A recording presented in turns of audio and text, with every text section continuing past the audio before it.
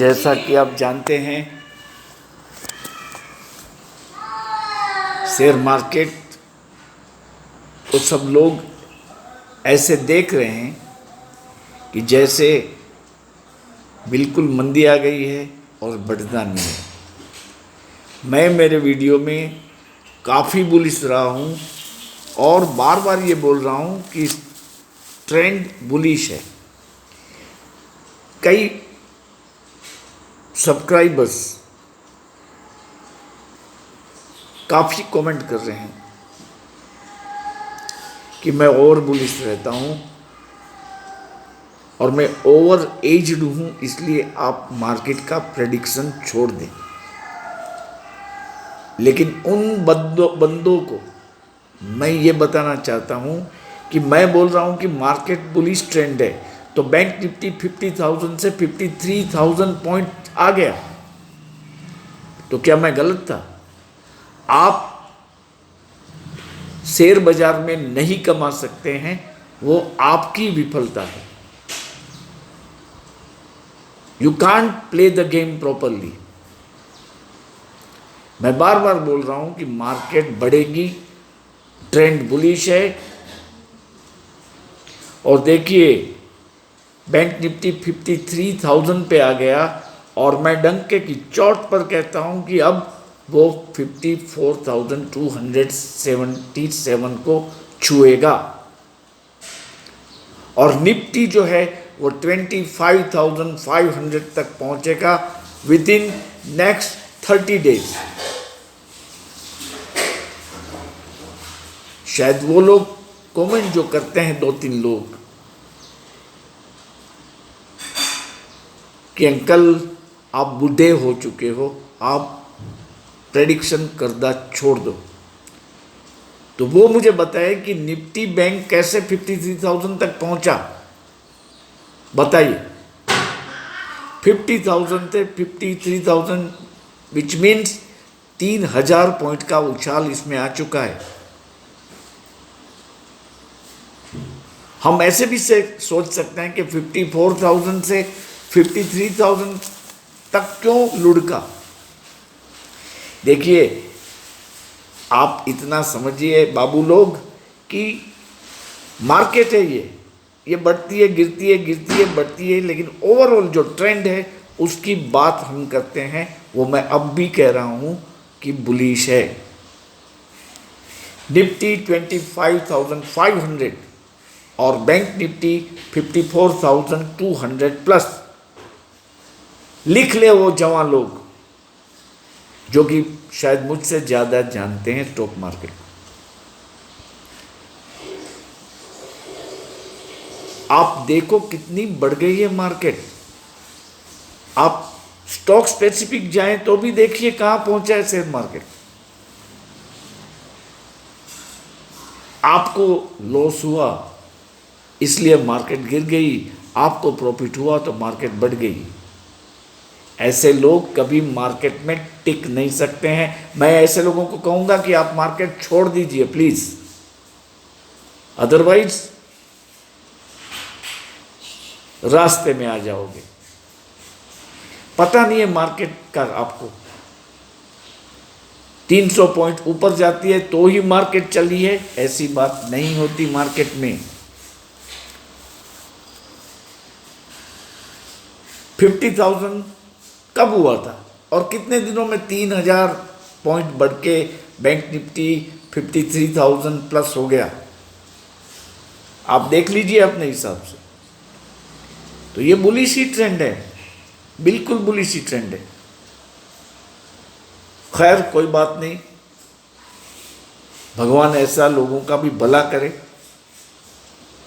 कि जिसके घर में कोई बूढ़े शायद नहीं है।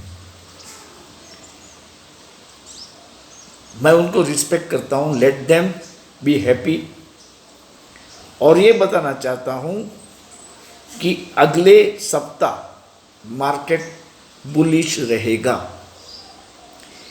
देखिए, हमारा जो फॉरेन रिजर्व सरप्लस है वो पहली बार काफ़ी समय के बाद 1.51 बिलियन यूएस डॉलर बढ़ चुका है। Now it is quoting as around 658.09। काफी समय के बाद इसमें वृद्धि हुई है। यह रिवर्सल है और रिजर्व बैंक ऑफ इंडिया ने जो एनआरआई है, जो लोग भारत के बाहर रहते हैं, उसको डिपॉजिट रखने पर आकर्षित करने के लिए ब्याज दरों में भी बढ़ोतरी कर दी है। अभी इंडियन रुपीस भी सुधरा है, काफी सुधरा है। देखिए उसका लोएस्ट था 84.7625 जो कि दिसंबर 3 तारीख को हुआ था, और आज वो करीबन 9% तक सुधरा है। Thank you. भले, तो ये आप देखिए करीबन 9 पैसे का इम्प्रूवमेंट रुपीस में आ चुका है। और जैसे कि मैं पहले बता चुका हूँ कि हमारा जो CRR रेट है, कैश डिपॉजिट रेशियो, वो रिजर्व बैंक ऑफ इंडिया ने 50 बेसिस पॉइंट कम कर दिया है, जिससे 1,16,000 रुपीस सिस्टम में आएंगे। सिस्टम में आएंगे। हम लोग सिस्टम पे जी रहे हैं, सिस्टम हमारे पर नहीं जी रही है। आपके जेब में इसमें से कितने आएंगे वो मुझे पता नहीं है, मेरी जेब में कितने आएंगे वो भी मुझे पता नहीं है, लेकिन सिस्टम में आएंगे जो इनडायरेक्टली इकोनॉमी को बूस्ट करेंगे। ये मैं पहले वाले वीडियो में बता चुका हूँ। अब तो बहुत सारे जो एक्सपर्ट्स हैं, फाइनेंशियल एक्सपर्ट, वो बता रहे हैं कि ये जो CRR का कट है 50 बेसिस पॉइंट का, it will deliver more than the interest rate cut. It will deliver more than interest rate cut. इसका मतलब काफी लोग समझ जाएंगे, लेकिन जो नहीं समझ सकते हैं इंग्लिश लैंग्वेज, उनके लिए मैं बताऊं कि ऐसा कहा जाता है कि अगर इंटरेस्ट रेट कट हुआ होता तो उससे जो फायदा मिलता हमारी इकोनॉमी को, उससे भी ज़्यादा फायदा CRR से मिलेगा। तो इसीलिए मैं कहता हूं कि बैंक निफ्टी मंडे को गैप अप खुलेगा। कोई दो राहें इसमें नहीं है। जो लोग नहीं मानते हैं उसको छूट है मंदी का व्यापार करने की, वो पुट ऑप्शन सेल कर दें, और जो मानते हैं वो 53,500 वाला कॉल ले ले। आगे आगे देखा जाएगा होता है क्या।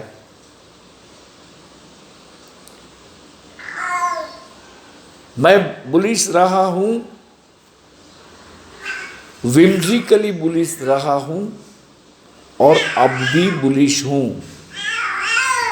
आप अगर मंदी में मानने वाले लोग हैं तो पड़े रहें मंदी में, इससे हमें और दूसरे इन्वेस्टर्स को कुछ फर्क नहीं पड़ता।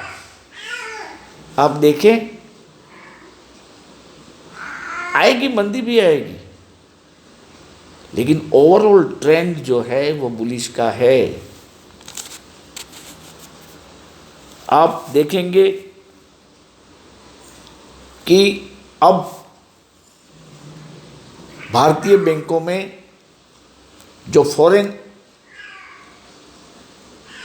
करेंसी की डिपॉजिट है वो बढ़ने वाली है, बढ़ेगी, बढ़ भी गई है और भी बढ़ेगी। और जो इन्फ्लेशन आया था 6.4% का शायद, या 6.21% का, वो बहुत ज़्यादा था। मान रहे थे सब बहुत ज़्यादा है, बहुत ज़्यादा है, लेकिन उसका रीज़न ऑब्वियस हमारे सामने था। मॉनसून था, एक्टिविटीज़ कम थी, कंस्ट्रक्शन की एक्टिविटी नहीं थी, मैं बोल चुका हूँ वो पहले, तो इसके कारण कम आया है।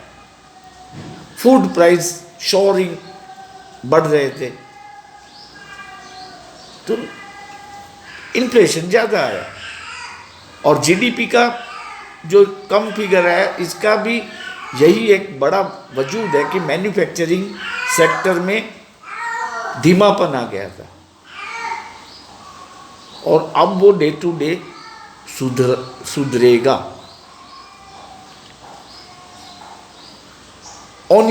The only factor which can keep the market sideways is holidays। मैंने आपको पता है कि हॉलीडेज है, वॉल्यूम्स कम हो जाएंगे,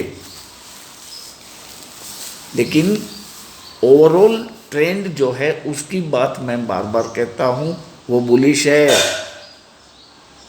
बुलिश ही है, बुलिश रहेगा। देखिए बजट के बाद आप देखेंगे कि निफ्टी जो है वो 26,000 को क्रॉस कर जाएगा फिर से, और बैंक निफ्टी 55,000 पे पहुंचेगा। तो ये क्या ट्रेंड बुलिश नहीं है? बुलिश का मतलब ऐसा नहीं है कि डेली बुलिश रहे, आज भी बढ़े, कल भी बढ़े, परसों भी बढ़े, ये नहीं हो सकता शेयर मार्केट में, इतना समझ लो। ट्रेंड बुलिश है मतलब हमारी जो वॉयज है, ये जो यात्रा है, वो अच्छे ट्रैक पे जा रही है। एट द एंड जो स्टेशन आएगा वो कंफर्टेबल होगा और अच्छा रहेगा। जो स्टेशन आएगा मतलब अच्छे अच्छे शेयर हैं, वो बढ़ते रहेंगे, बढ़ते रहेंगे। आपको ऐसे मानने की ज़रूरत नहीं है कि आज बढ़ा, कल बढ़ा, परसों बढ़ा, ऐसे नहीं बढ़ेगा, जान लो ये बात। अगर आपको पता ना हो तो मैं बता दूं, हो सकता है डाउन भी हो जाए, लेकिन वो by and large at the end बढ़ के बंद होंगे और आपका पोर्टफोलियो बढ़ेगा। तो ये इसको बोलते हैं ट्रेंड। ट्रेंड को कभी शॉर्ट टाइम फोरकास्टिंग के साथ कंपेयर नहीं किया जाता। आप अगर नहीं जानते हैं तो ये बात समझ लें, ट्रेंड को हम शॉर्ट फोरकास्टिंग के साथ नहीं जुड़ सकते हैं। फोरकास्टिंग इतना ही होता है कि कल गैप अप होगा या गैप डाउन, उसमें कभी कभार कोई गलत हो भी सकता है, हो भी सकता है। आप देख लिए बड़ी बड़ी न्यूज़ चैनल के एंकर्स जो है वो बोलते हैं कि कल मार्केट बढ़ेगा, बहुत बढ़ेगा, ऐसा होगा, वैसा नहीं होता है ऐसा। फिर भी they all are very respected people, they have a sense to recognise the pulses of market.